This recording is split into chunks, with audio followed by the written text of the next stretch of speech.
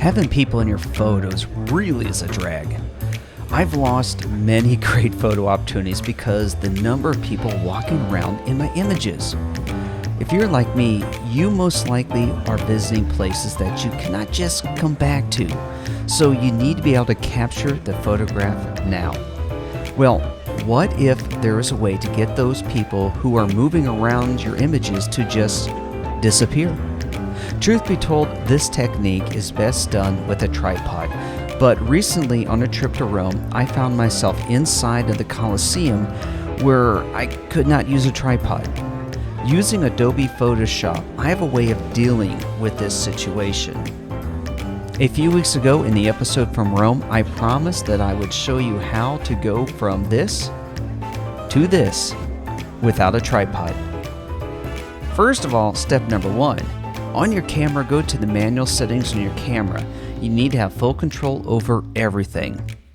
Focus, aperture, shutter speed, and white balance. You need every shot to be exposed identically. Next, hold your camera as steady as you can while taking multiple shots.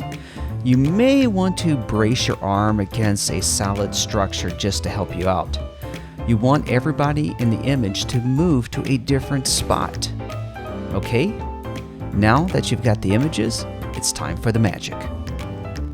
So here we're in Lightroom, and I'm just going to cycle through these images and notice the vertical lines of the columns and the people walking through. Since this was done freehanded, you can see I couldn't keep an exact alignment. Also, we have these people in our images. Well, making sure that people are moving is an important part of this process. We want to make sure that nobody stands in the exact same place through the series. Now I'm going to go ahead and develop one of these images. I'm just going to do a real quick development of it. That way we can apply the same effect to all the images. So I'm just going to click on one of my filters. Now what I'm going to do is apply this filter across all the images, all the changes I would have made. So I went under Developer Settings, Copy Settings.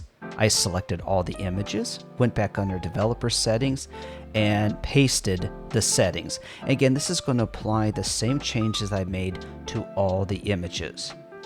Now that I have those, we're ready to move these images over to Lightroom, over to Photoshop, so that we can develop the images. So under Photos, I'm going to do Develop In, and I'm going to open them as layers in Photoshop.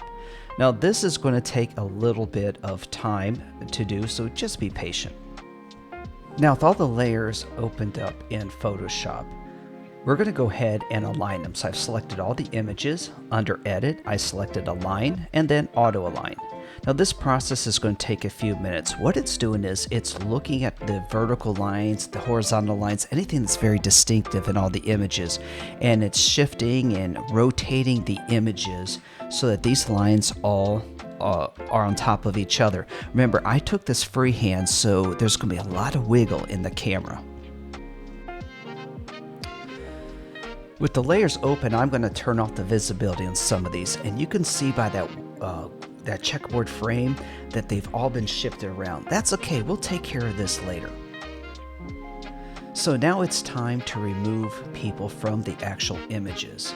So I'm going to zoom in here, and I've got two areas of concern. I've got a gentleman in the far left, or background left, and on the right. So what we're going to do is we're going to open up a masking layer. And then we are going to paint these people out. Now we're going to be starting at the top layer, which is the one that's currently visible. So making sure that my paint tool has black, I'm going to go ahead and paint on top of this individual. And you can see they kind of move just a little bit. All right, let's take a look at the guy in the background. We paint him, and yeah, he's moved. So we'll go to the next layer. We are going to add another masking layer to it, and we're going to paint again. And right here you can see we just removed the individual closest to us. But what about that guy in the background? Well, he's just standing there. So we're going to go to the next layer, again, giving it a masking layer, and we're going to paint. And we're going to continue to do this until we find a layer in which this individual has completely moved out of the image.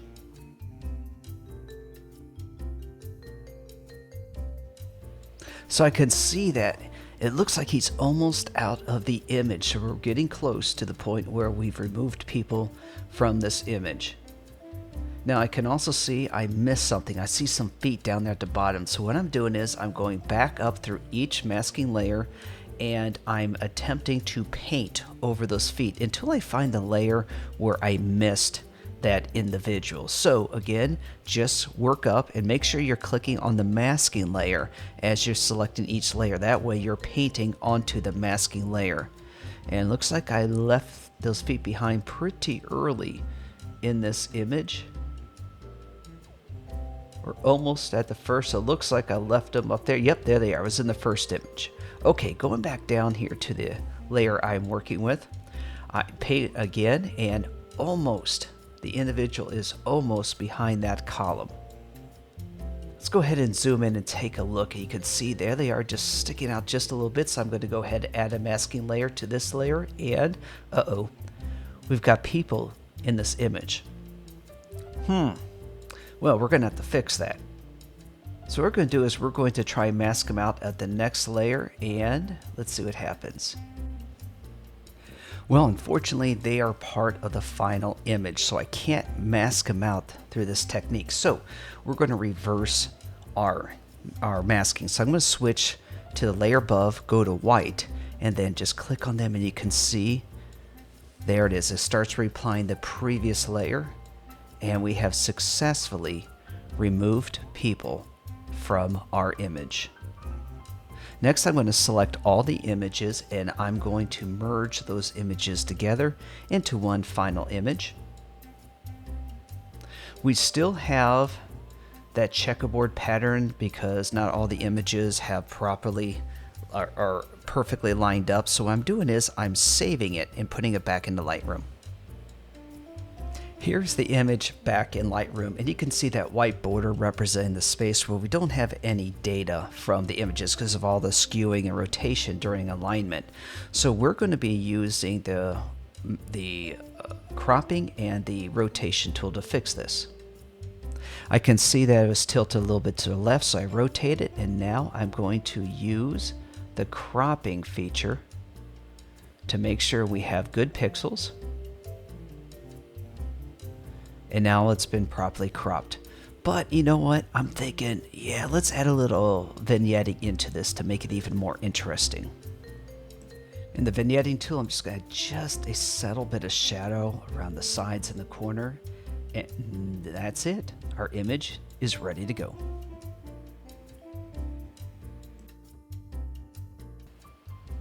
Thank you everybody for watching. I invite you to join me on my adventures and subscribe to this channel. Enjoy your travels, enjoy your photography, and I'll see you all next week.